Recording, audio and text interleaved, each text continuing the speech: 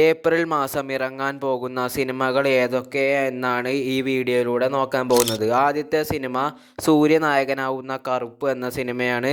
സൂര്യയുടെ വലിയ കംബാക്ക് ആഗ്രഹിക്കുന്ന സിനിമയാണ് കറുപ്പ് എന്ന സിനിമ. ആരാധകരൊക്കെ തന്നെ സൂര്യയുടെ ഒരു വലിയ കംബാക്ക് ആഗ്രഹിക്കുന്ന സിനിമയാണിത്. ഈ സിനിമയുടെ റിലീസ് ഏപ്രിൽ 10-ാം തീയതിയാണ്. അപ്പോൾ ഇതൊരു ആദ്യത്തെ ഏപ്രിൽ മാസം ഇറങ്ങുന്ന ഒരു തമിഴ് ചിത്രമാണ് സൂര്യയുടെ. ജീത്തു ജോസഫിൻ്റെ സംവിധാനത്തിൽ മോഹൻലാൽ നായകനായി ദൃശ്യം എന്ന ഫ്രാഞ്ചൈസിയുടെ 3ാമത്തെ ഭാഗമായി വരാനിരിക്കുന്ന സിനിമയാണല്ലോ ദൃശ്യം 3. ദൃശ്യം എന്ന സിനിമയ്ക്ക് നല്ല രീതിയിൽ ഫാൻ ബേസ് ഉള്ള സിനിമയാണ്.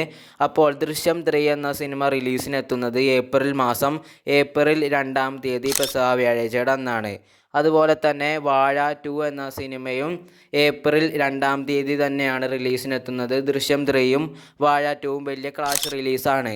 പിന്നെ വാഴ എന്ന സിനിമ സംവിധാനം ചെയ്ത ആളല്ല വാഴ 2 സംവിധാനം ചെയ്യുന്നത്. അപ്പോൾ അത് എന്തൊക്കെയാകുമെന്ന് നല്ല രീതിയിൽ സംശയമുണ്ട്. അപ്പോൾ എന്തായാലും അടുത്തത് ദിലീപ് നായകനാവുന്ന D152 എന്ന സിനിമ. ദിലീപിൻ്റെ 152ാമത്തെ സിനിമയായി വരാനിരിക്കുന്ന ഷാജി കൈലാസിൻ്റെ മകൻ ജഗൻ ഷാജി കൈലാസ് സംവിധാനം ചെയ്യുന്ന ഈ ചിത്രത്തിൻ്റെ പേരൊന്നും ഇട്ടിട്ടില്ല. ഈ ചിത്രം റിലീസ് ചെയ്യാൻ പോകുന്നത് ഏപ്രിൽ 15 വിഷു ദിനത്തിലായിരിക്കുമെന്നാണ് ഇപ്പോൾ കിട്ടിയിരിക്കുന്ന വിവരങ്ങൾ പറയുന്നത്. അടുത്തത് പള്ളിച്ചട്ടമ്പി. ടൊവിനോ തോമസ് നായകനായി വരാനിരിക്കുന്ന പള്ളിച്ചട്ടമ്പി എന്ന സിനിമ കുറച്ച് പഴയ കാലഘട്ടത്തിലാണ് നടക്കുന്നത്.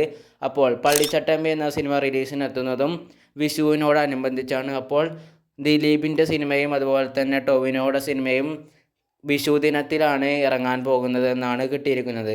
ഈ വീഡിയോ ഇത്രയും കണ്ടവർക്കൊരു സ്പെഷ്യൽ വീഡിയോ ഇൻഫോർമേഷൻ ഉണ്ട്.